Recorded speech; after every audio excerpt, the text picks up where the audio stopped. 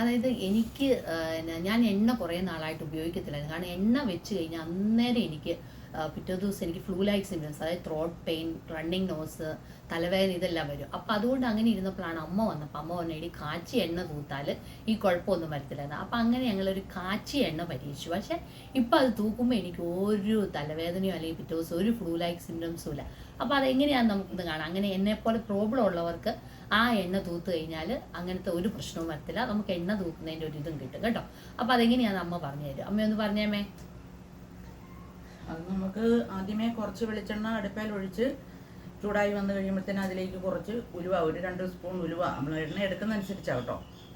ഒരു 1/2 കിലോ എണ്ണയൊക്കെ നമ്മൾ ഉണ്ടാക്കുകയാണെന്ന് വരികി ഒരു 2 സ്പൂൺ ഉലുവ ഇട്ട് അത് പൊട്ടിക്കഴിയുമ്പോൾ അതിലേക്ക് ഒരു 2 സ്പൂൺ കരിഞ്ജീരകം ഇട്ട് അത് പൊട്ടിക്കഴിയുമ്പം അതിലേക്ക് പിന്നെ കുറച്ച് ഒരു പിടി കരിയാപ്പല, നല്ല ഫ്രഷ് കരിയാപ്പല, പിന്നെ കുറച്ച് ഒരു 2 സ്പൂണോളം കുരുമുളക് ചതച്ച് അതും കൂടി അതിലോട്ടിടുക.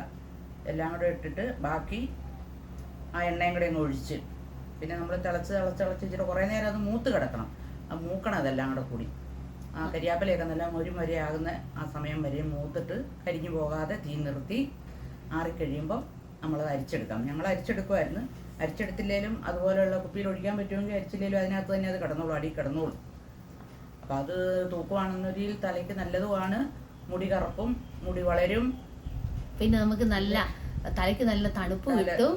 പിന്നെ നമുക്ക് ഈ പറയുന്ന പനിയോ അസ്വസ്ഥതയോ അങ്ങനെ തണുപ്പ് എന്ന് കഴിഞ്ഞാൽ തലയ്ക്ക് തണുപ്പ് എന്ന് കഴിഞ്ഞാൽ പനിയൊക്കെ വരുന്നവർക്ക് അങ്ങനത്തെ ബുദ്ധിമുട്ടുകളൊന്നും ഉണ്ടാകത്തില്ല. അപ്പോൾ ഇതെല്ലാവരും ഒന്ന് ട്രൈ ചെയ്യണേ.